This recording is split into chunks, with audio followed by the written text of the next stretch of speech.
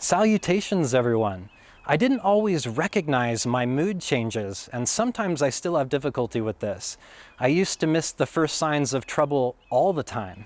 My family and friends would see them like watching a car accident about to happen in slow motion. I was always the last one to find out I wasn't well. That is, until I developed a system to help me decipher my moods. So check this out. I've seen countless lists of symptoms. 10 signs you're depressed, 10 signs you're manic, 10 signs, 10 signs, 10 signs.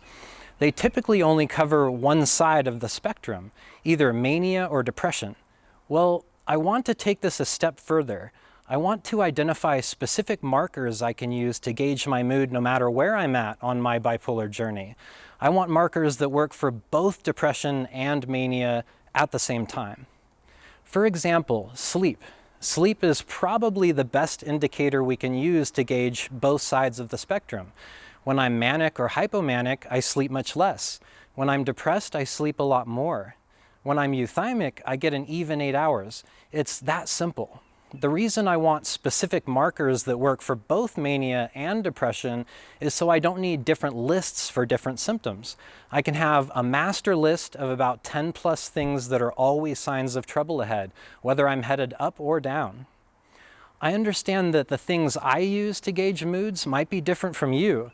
So I surveyed approximately 200 people and asked them which markers they found to be the most useful. After many votes, I've come up with a list of 21 specific markers the Polar Warrior community feels are the best for gauging mood. I'll share them in order from those that received the highest number of votes to those that received the lowest. And now a word from our sponsor. If you want to take part in future surveys which help determine what I talk about on this channel, there's a link in the video description where you can join our Patreon community. And now we're back to our regularly scheduled program. After you watch this video, pick out around 10 markers that you resonate with the most. If you can have a partner or a loved one help you pick out a few, that would be great. My partner often sees signs of trouble before I do. Once you have your master list, you can then decide how many of the items would warrant action, like calling your doctor or even hospitalization. Using a system like this can help you do the right thing when the shit hits the fan. Without further delay, here is the list. Number 1, my level of creativity changes. I resonate with this one big time. I make some of my best videos when I'm hypomanic. The words just flow from my brain. When I'm depressed, it can take me hours to write a single paragraph of content, or I'll stop working on creative projects altogether. Number 2, my patience changes. When I'm hypomanic, I'm very patient, supportive, and even motivating. When I'm experiencing dysphoric mania, I lose my patience or get frustrated easily. When I'm depressed, I just don't give a damn altogether. All that said, my level of patience can help me see possible signs of trouble. It's a good way to gauge my mood. Now for number 3, my appetite changes. I'm sure a lot of you are thinking, yep, me too. When I'm manic, I'll either forget to eat or I'll throw caution to the wind and eat things I normally wouldn't. When I'm depressed, I'll crave comfort foods, usually sugary, salty, fatty goodness. I also eat later at night to fall asleep when I'm feeling down. If the depression gets to be too bad, I might stop eating altogether. Moving on to number 4. This would be sleep, which I mentioned earlier. I sleep more when depressed, less when manic, and 8 hours when I'm doing okay. Number 5 is changes in personal hygiene. I tend to take better care of myself when I have the energy to do so. When I'm manic, I'll shower, shave more often, and even use cologne. When I'm depressed, I can go for, let's just say, many days without taking a shower. I start to be able to smell myself, and it's embarrassing.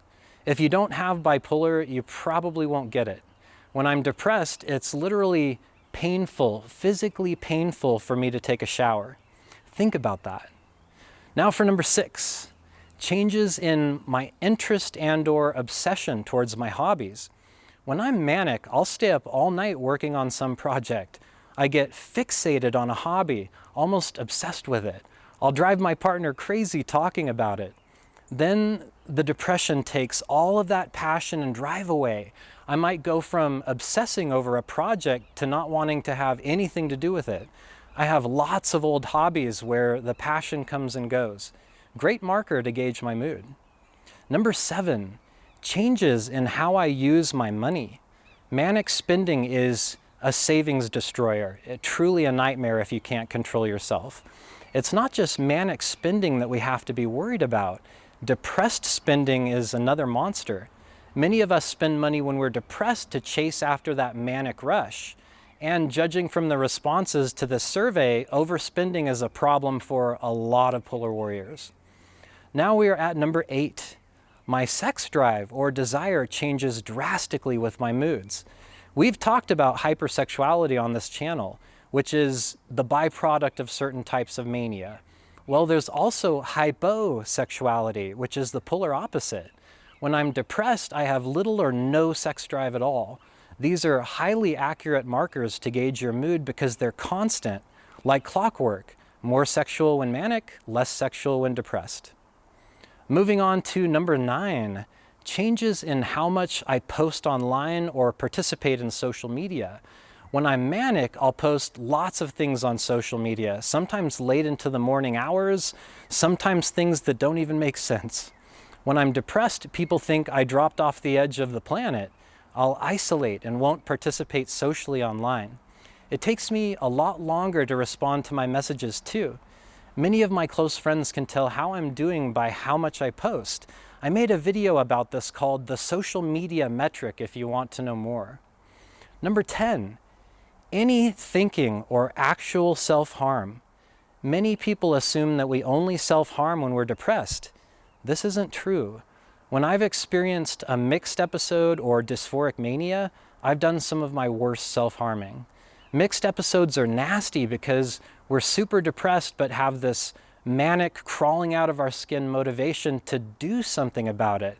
Basically, any type of self-harm, ideation, whether it's during a manic, mixed, or depressive episode, is a massive red flag. Depending on the circumstances and severity, this one alone could be enough to merit hospitalization. Please consider the fact that we can go from being okay to very not okay in a flash. 20% of people don't survive this illness, so always err on the side of caution. We have made it to number 11. The way I feel about my job or work changes. I fundamentally love what I do. I have to be careful though. Sometimes I can have too much of a good thing. If I find myself up late at night obsessing over a video script, even if it's a good one, I could be on the manic side of the spectrum.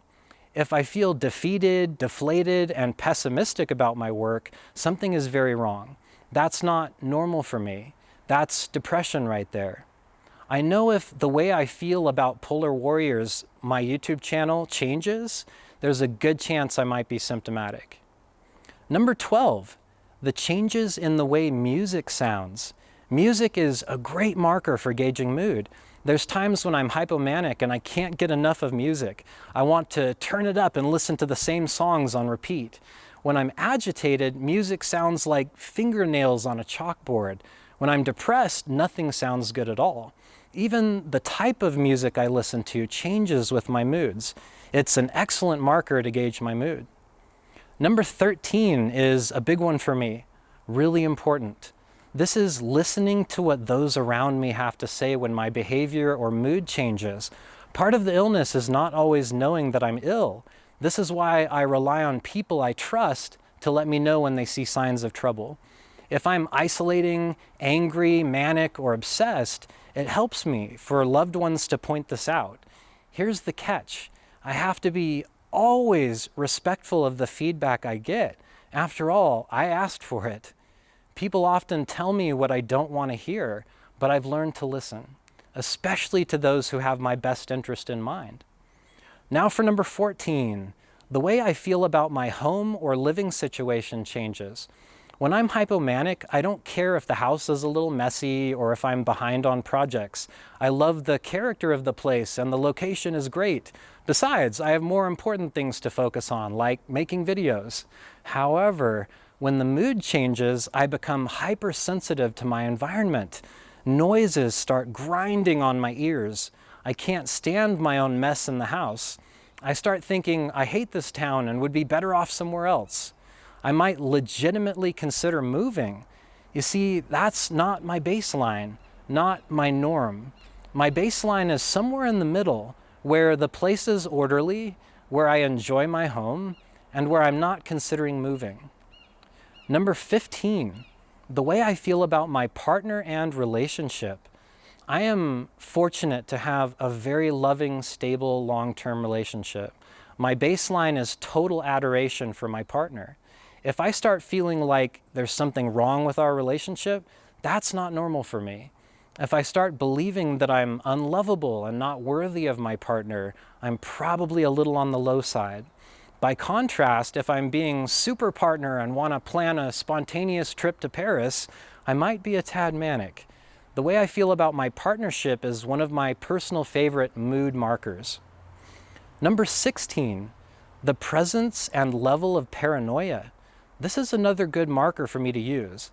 The only times I typically get paranoid is if I'm experiencing a mixed state, mania, or depression. I know everyone's a little different, but I don't tend to get paranoid when I'm hypomanic or stable. It usually happens when I'm manic or depressed. Moving on to number 17, the amount of time I spend on the phone changes. When I'm hypomanic, I can talk and talk for hours. I have this social endurance, which allows me to go all day talking. By contrast, when I'm depressed, people simply don't hear from me. I spend very little time on the phone. This makes socializing a great way to gauge mood. Now for number 18, my compassion for others. When I'm hypomanic, I want to fix all my broken relationships. I'm forgiving and open to others. I sometimes let people take advantage of me because I'm too nice. If I get close to psychosis or if I'm experiencing a dysphoric, agitated state, I have no compassion, no patience. Vengeance is mine. I'll often obsess over those who hurt me throughout my life. The list is long. I have horrible thoughts about getting my revenge. That's not my baseline. That's signs of trouble right there. Number 19, I start craving substances a lot more. When I'm more or less stable, I don't feel this strong compulsion to drink or use other substances. When I'm depressed, I crave escape. When I'm manic, I either crave something to bring me down a little, like pot, or something to keep the manic party going, like alcohol. This is why treatment and stability are so important. If I treat the bipolar first, my desire to escape with substances is much less. The more time I spend in the middle, the less I'm inclined to abuse substances. We are so close to the end of the list. Number 20, the way I communicate changes. My thoughts race and my speech gets pressured during hypomania. I might talk so much so fast that people take notice.